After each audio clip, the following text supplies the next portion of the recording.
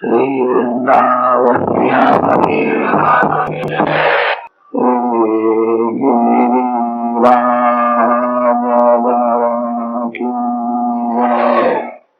द्वारिकाधीश की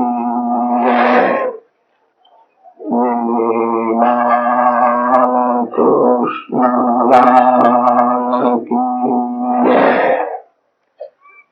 सदादेव की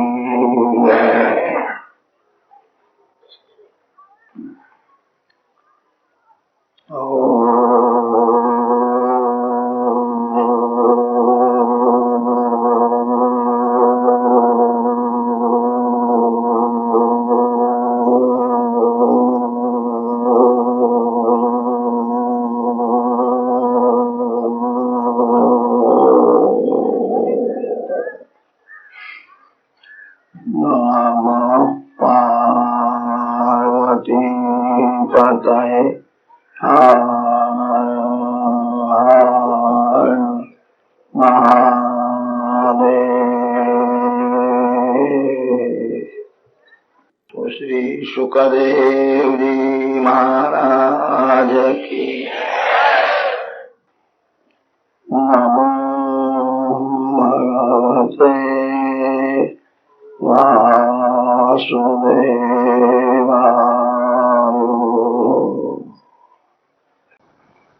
आपकी इच्छा और भगवान की इच्छा भिन्न होवे तो भक्ति में विघ्न आवे। भक्ति बढ़े ऐसी इच्छा हो तो भगवान की इच्छा में अपनी इच्छा मिला दो। मैं भगवान के अधीन हूं, मेरे भगवान जो करते योग्य है, मेरे भगवान को जो अच्छा लगता है वही मेरे को अच्छा लगता है। पुत्र नहीं है अच्छा है, पुत्र होवे लायक होवे तो भगवान की कृपा मानो, नालायक होवे तो भगवान की कृपा मानो, पुत्र न होवे तो भी भगवान की कृपा मानो। भगवान जिस स्थिति में रखे उस स्थिति में जिसको संतोष है, भक्ति का शत्रु लोभ है, जिसके मन में लोभ है वो भक्ति नहीं कर सकता। कर्म मार्ग में शत्रु काम है, ज्ञान मार्ग में शत्रु क्रोध है। कामेन कर्म नाश स्यात् क्रोधेन ज्ञान नाशनम। ज्ञानी पुरुषों को क्रोध टाल देता है। ज्ञानी पुरुष जहां जाते हैं वहां उनको मान मिलता है। बहुत मान मिलने से स्वभाव मान प्रिय हो जाता है। कहीं कम मान मिले तो हृदय को जलाता है। इन लोगों को मेरी कीमत नहीं है, अपना नहीं किया, मान कम दिया है। ज्ञान मार्ग में क्रोध शत्रु है, कर्म मार्ग में काम शत्रु है और भक्ति मार्ग का शत्रु लोभ है। मेरी इच्छा अनुसार होना चाहिए ऐसा दुराग्रह मत रखो। भगवान की इच्छा अनुसार जो होगा उसी में मेरा कल्याण है। भगवान मंगलमय है, भगवान की इच्छा भी मंगलमय है। आपके जीवन में आपको दुख होवे, उद्वेग होवे, ऐसा कोई प्रसंग आएगा, उस समय हृदय को जलाना नहीं। भगवान ने जो किया अच्छा ही किया। भगवान तो नास्तिक का भी बुरा नहीं करते। जो ऐसा बोलता है मैं ईश्वर को नहीं मानता, भगवान उसका भी कल्याण करते हैं। जो ईश्वर को नहीं मानता, जो भगवान की पूजा नहीं करता, उसका भी भगवान बुरा नहीं करते हैं। आप सब वैष्णव हो, आप सब प्रभु के प्यारे हो, परमात्मा के अंश हो। भगवान की इच्छा में अपनी इच्छा को मिला दो, सतत भक्ति करो। संत समझाते हैं तेरा पुत्र नालायक है, उसका मोह छोड़ दे, वो सुधरने वाला नहीं है। तू उसके पीछे पड़ेगा तो तेरा मरण बिगड़ेगा। पुत्र तू मूर्ख है, तू सयाना है। तू सयाना होकर के उसके पीछे क्यों पड़ता है? अंगराजा ने कहा मैं क्या करूं? अरे हाँ, घर को हाथ जोड़ दे, घर छोड़ करके गंगा किनारे जा। पुत्र बिगड़ा है, तू घर में रहेगा, पुत्र में ममता रखेगा तो तेरा मरण बिगड़ जाए। सत्संग में विवेक जागृत हुआ है। अंगराजा ने विचार किया बात सत्य है, पुत्र तो नालायक है, उसका सब बिगड़ा है, मैं लायक होकर के उसके पीछे पड़ता हूं, मैं मूर्ख हूं। रात्रि के समय में घर में सब लोग सोए हुए थे। अंगराजा ने घर को हाथ जोड़े, मेरा घर भगवान के चरण में, भगवान सभी को सद्बुद्धि देवे, भगवान सभी का कल्याण करे, अब मैं जाता हूं। घर को वंदन किया है। मध्य रात्रि के समय में अंगराजा ने घर का त्याग किया, गंगा किनारे गए हैं, आदि नारायण परमात्मा का ध्यान करते। मेरा मरण मेरे को सुधारना है, मैं पुत्र में ममता रखूंगा तो मेरा मरण बिगड़ेगा। सब कुछ छोड़ दिया है। अंगराजा कृतार्थ हुए हैं। अंगराजा वन में जाने के बाद वेन राजा हुआ है। वेन राजा के राज्य में प्रजा बहुत दुखी हुई। वेन धर्म को मानता नहीं है, ईश्वर को मानता नहीं है। ब्राह्मणों वेन को समझाने के लिए गए। वेन राजा को क्रोध आया, ब्राह्मणों को मारने के लिए दौड़ता है। ब्राह्मणों के पास मंत्र शक्ति थी। 1000 यंत्रों से जो काम नहीं होता वह काम एक मंत्र से होता है। यंत्र से मंत्र श्रेष्ठ है। महाभारत में वर्णन आता है, द्रोणाचार्य ने ब्रह्मास्त्र का प्रयोग किया, सभी घबराए। ब्रह्मास्त्र क्या है? ब्रह्मास्त्र गायत्री मंत्र से ही बनता है। यंत्र से मंत्र श्रेष्ठ है। मानव का जीवन अभी यंत्र के अधीन हो गया। साधुओं के पास, ब्राह्मणों के पास मंत्र शक्ति थी, तब सभी बड़े बड़े राजा लोग ब्राह्मणों को वंदन करते थे। मंत्र शक्ति का विनाश हुआ है। किसी की आज का पानी पीने लगे, जरा भी विचार नहीं करते। पवित्रता के बिना मंत्र सिद्ध नहीं होता। जीव बिगड़ गई। लोग बाजार का खाने लगे, तभी से जीव बहुत बिगड़ गई। जिसकी जीव बिगड़ी हुई है उसका जीवन बिगड़ा है, बाजार का खाना नहीं। एक 6 महीना बाजार का खाना छोड़ दो। एक 6 महीना ऐसा नियम लो, साधारण मानव के हाथ का पानी भी पीना नहीं। पवित्र अन्न और जल पेट में जावे तो 6 महीने के बाद बुद्धि सुधरने लगती है। आप करके देखो। पवित्रता रही नहीं, जीव बिगड़ गई, जीवन बिगड़ गया। मंत्र पवित्रता मांगता है। यंत्र युग में अब पवित्रता रही नहीं। वे राजा ब्राह्मणों को मारने के लिए जाता है। एक ब्राह्मण ने मारण मंत्र का प्रयोग किया। केवल मंत्र बोलते हैं, उसी समय वेन का मरण हो जाता है। वेन मर गया है। मंत्र में कैसी शक्ति। यंत्र से मंत्र श्रेष्ठ है। यंत्र सुख देता है, कभी दुख भी देता है। यंत्र रक्षण करता है, भक्षण भी करता है। मंत्र कभी दुख नहीं देता। मंत्र मन को शुद्ध करता है और मंत्र भगवान के चरण में जीव को ले जाता है। किसी मंत्र के साथ प्रीति करो। वेन का मरण हुआ, प्रजा दुखी हुई है। राजा बिना प्रजा दुखी होती है। चोरी बहुत होने लगी, अन्याय होने लगा। वेन धर्म को नहीं मानता था, नीति को मानता था। बहुत से लोग नीति को ही मानते हैं, धर्म को नहीं मानते। कितने लोग धर्म को तो मानते हैं, नीति को नहीं मानते। धर्म और नीति दोनों की जरूरत है। दो चाक से रथ चलता है। अर्थोपार्जन में नीति की जरूरत है। कितने लोग अन्याय से पैसा कमाते हैं और धर्म करते हैं। ठीक है, बहुत अच्छा नहीं। अर्थोपार्जन में नीति की जरूरत है और मन को शुद्ध रखने के लिए धर्म की जरूरत है। वे नीति को मानता था, धर्म को नहीं मानता था। वे राजा का मरण होने पर प्रजा दुखी हुई है। शास्त्रों में लिखा है, नीति को धर्म का साथ न होवे तो नीति विधवा है, और धर्म में नीति का साथ न होवे तो धर्म विधुर है। मन को शुद्ध रखने के लिए धर्म है। अर्थोपार्जन में नीति की जरूरत है। प्रजा दुखी हुई, ब्राह्मणों ने विचार किया राजा की बहुत जरूरत है, राजा के बिना प्रजा दुखी होती है। वेद के शरीर में से पाप को बाहर निकाला है। ब्राह्मणों के पास कैसी शक्ति थी, शरीर में से पाप को निकाल दिया है। इस शरीर में 3 भाग है। पांव से लेकर के नाभि तक का जो अंग है उसको अधमांग कहते हैं। नाभि से गले तक का जो अंग है वो मध्यमांग है। गले से ऊपर का जो अंग है वो उत्तमांग है। मस्तक उत्तमांग है। गले से लेकर के नाभि तक का अंग मध्यमांग है। नाभि से नीचे का जो भाग है सभी अधमांग है। अधमांग में पाप होता है। शास्त्रों में तो ऐसा लिखा है, नाभि से नीचे किसी भी अंग को हाथ लग जावे तो हाथ धोना चाहिए। नाभि से नीचे का जो भाग है वो बहुत अशुद्ध है।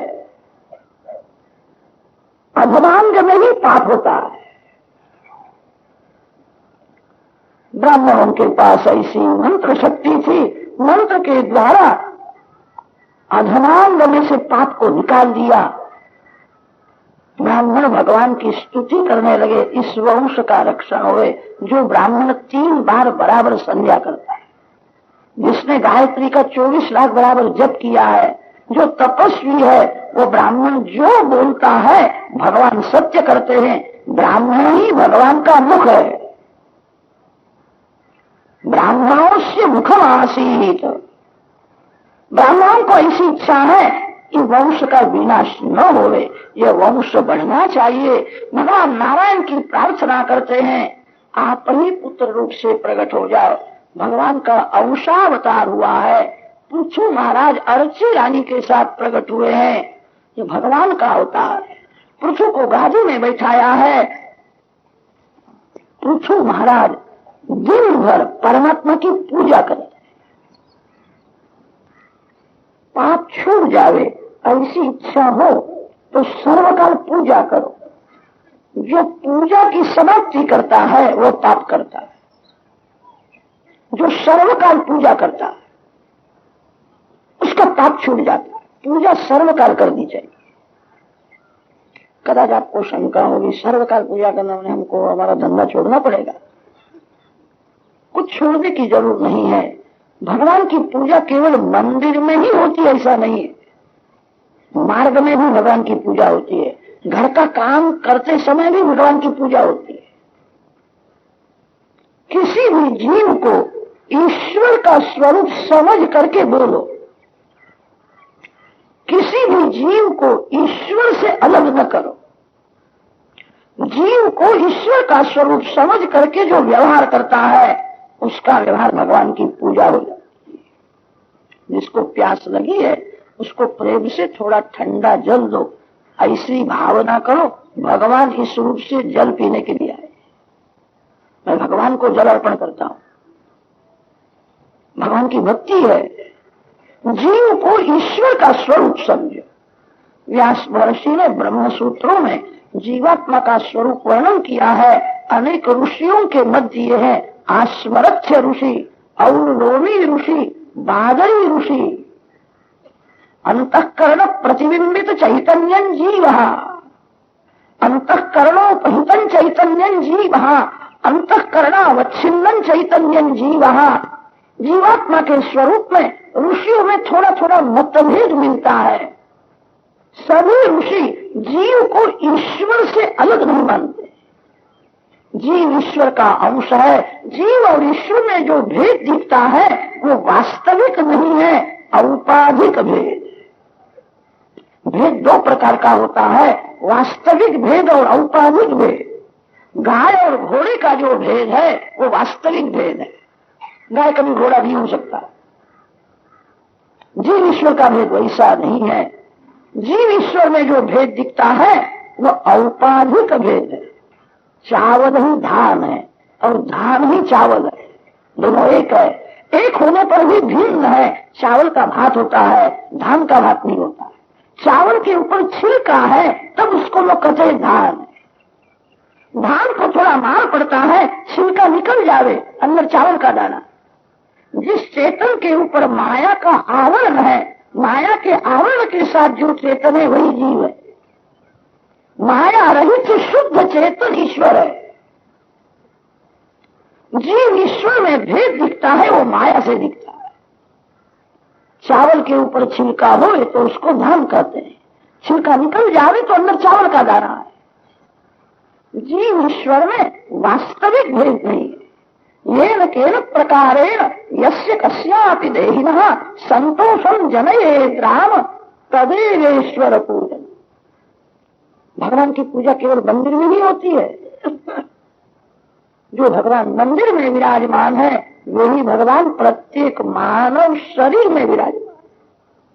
मानव में भगवान की भावना करे तो जगत का बहुत सा दुख कम हो जाए।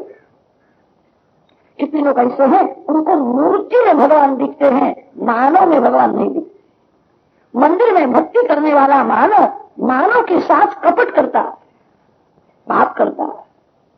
जो भगवान वैकुंठ में है, जो भगवान मंदिर में विराजमान है, वही भगवान प्रत्येक मानव शरीर में भी।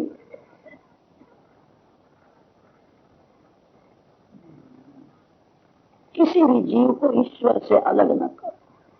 जीव को ईश्वर का स्वरूप समझ करके जो व्यवहार करता है वो भगवान की पूजा होता है। भगवान भोजन करने वाले हैं ऐसा समझ करके रसोई करना भक्ति है। घर के लोग भोजन करने वाले हैं ऐसा समझ करके रसोई करे, यह व्यवहार है। अपने लिए रसोई बना करके खावे वो पाप है। मोहनन्नम निंदते अप्रचेताः सत्यम ब्रवीमि वधैत्स तस्या नार्यमणम पुष्यति नो सखायम पुष्यति केवलाघो भवति केवल आदि केवल अघा भवति। कितनी माताएं ऐसा समझती है मंदिर में जाकर के काम करना भक्ति है, घर का काम करना व्यवहार है। ऐसा नहीं है। घर भगवान का है, घर के मालिक भगवान है, वह भगवान के घर में रहता है। घर के सभी जीव भगवान के अंश है। घर के एक जीव में जो ईश्वर की भावना रखता है, घर का काम करना भी भक्ति हो जाए।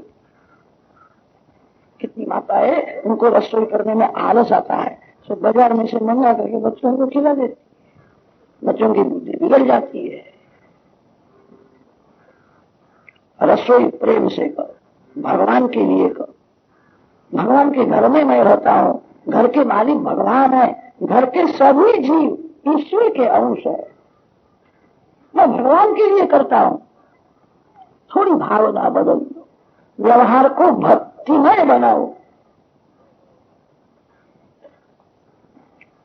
प्रत्येक मानव में भगवान की भावना दृढ़ करो। कुछ महाराज सर्वकाल पूजा करते हैं, इसका अर्थ यह होता है सभी जीवों को ईश्वर का स्वरूप समझते। मेरे राज्य में कोई भूखा न रहे, मेरे राज्य में किसी के यहाँ झगड़ा न हो, कोई दुखी न हो। जीव को ईश्वर का स्वरूप समझ करके जो व्यवहार किया जाता है वो व्यवहार भक्ति हो जाती है। दिन भर पूजा करो, किसी भी जीव को ईश्वर से अलग न करो। जीव को ईश्वर का स्वरूप समझ करके बोलो। जिसके साथ रहते हो, काम करते हो, उसको ईश्वर का स्वरूप मानो। दुकान में कोई ग्राहक आए, ग्राहक में जिसको भगवान का दर्शन होता है उसका व्यापार भी पूजा है।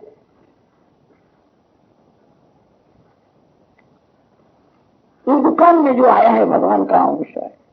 योग्य नफा तो लेना ही चाहिए। ग्राहक की सरलता का दुरुपयोग करके नफा जब ज्यादा देता है तो व्यापार में पाप आता है। वैश्य को भगवान की आज्ञा है व्यापार करे। कृषि गोरक्ष वाणिज्यम वैश्य कर्म स्वभाव। ग्राहक में जो भगवान का दर्शन करता है,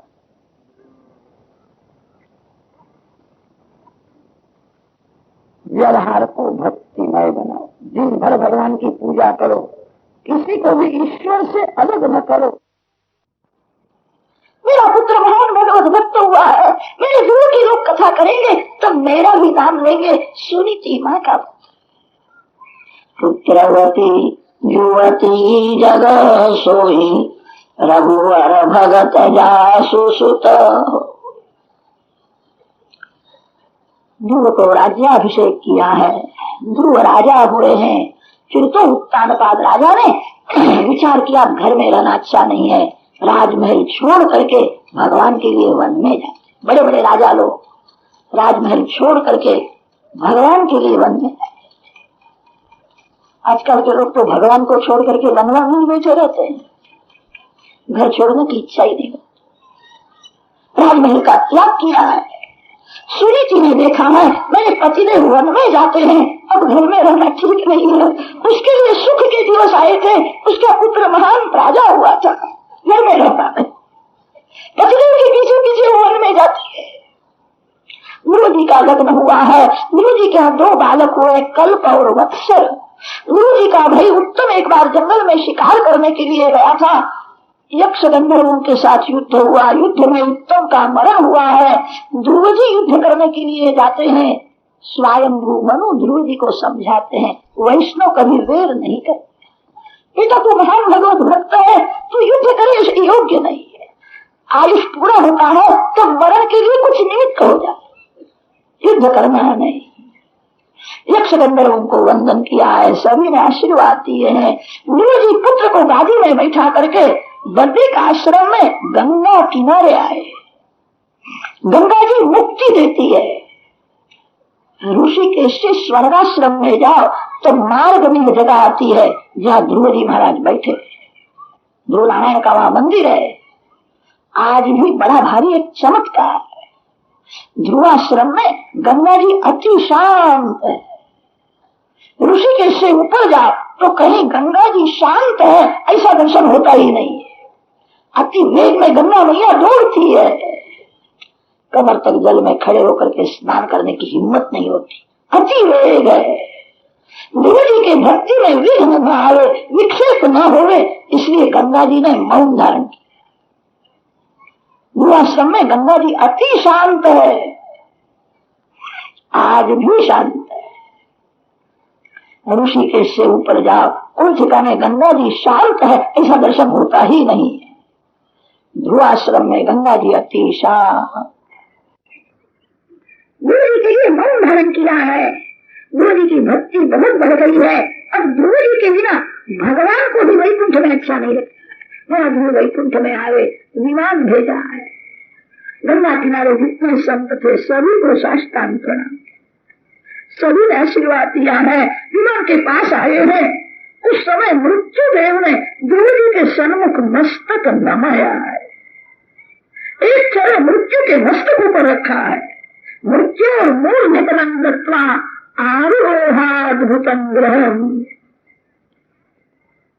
विमान में जाते हैं, स्थूल शरीर, सूक्ष्म शरीर, कारण शरीर, तीनों शरीरों का त्याग कर दिया। भक्ति में कैसी शक्ति है, भगवान के भक्त मृत्यु के मस्तक ऊपर चढ़ा रखते हैं। विमान में बैठे हैं, जय जयकार हुआ है, सभी को आश्चर्य हुआ, भक्ति में कैसी शक्ति।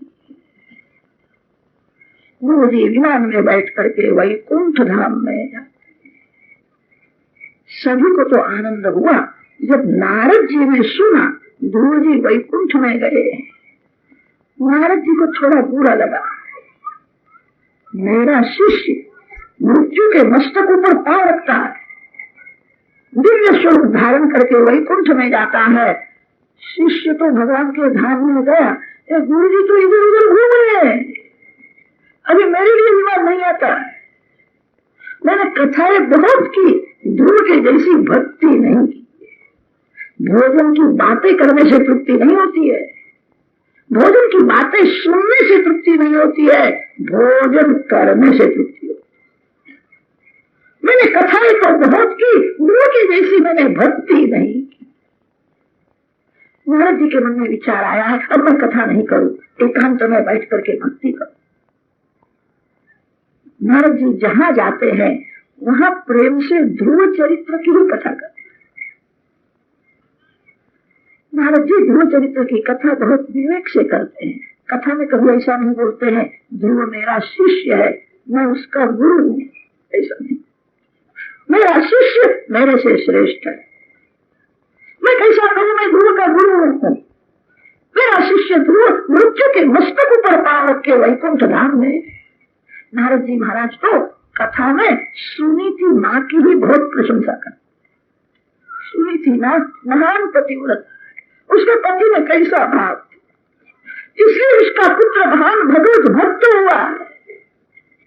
नूनम सुनीते पतिदेवताया, सुनीति माँ की भी प्रशंसा करते।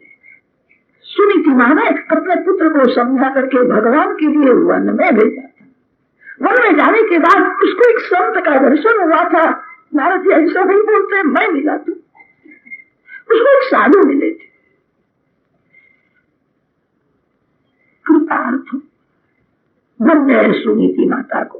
उसका भगवान में कैसा विश्वास है, अपने 5 वर्ष के प्यारे पुत्र को समझा करके वन में भेजा, भगवान के लिए वन में भेजा। आजकल की माता है तो बालकों को रुपया दे करके सिनेमा देखने को भेजती। सिनेमा देखना तेरा कल्याण हो जाएगा। खराब चित्र देखने से आंख बिगड़ती है, मन बिगड़ता है, जीवन बिगड़ जाता है। सिनेमा वाले को तो पैसा ही कमाना है, ऐसे खराब चित्र बताते हैं देखने वाले का जीवन बिगड़ जाए। खराब चित्र मन में आने के बाद जल्दी निकलते नहीं। भक्ति का अर्थ यह है भगवान का स्वरूप हृदय में स्थिर करना है।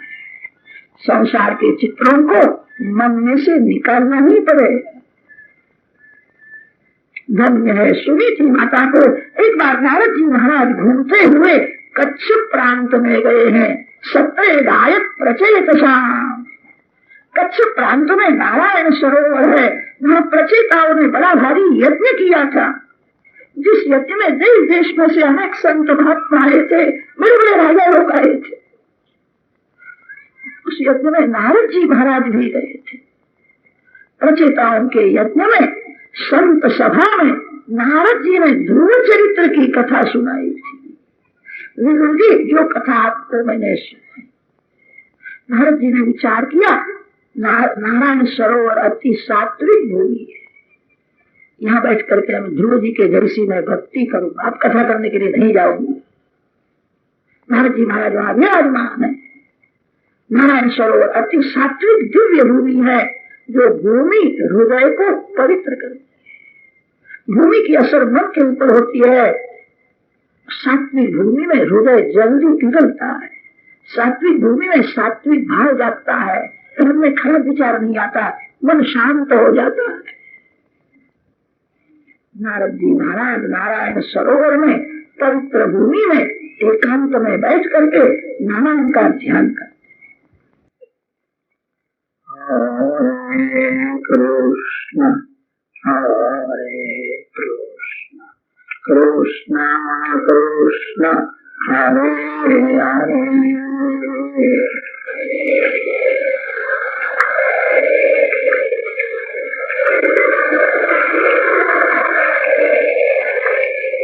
हरे राम राम राम हरे हरे।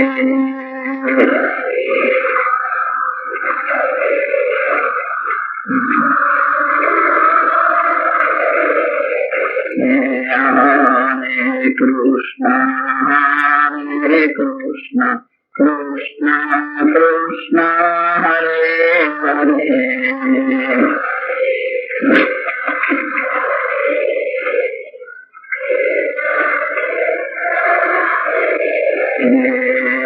हरे राम राम राम हरे हरे।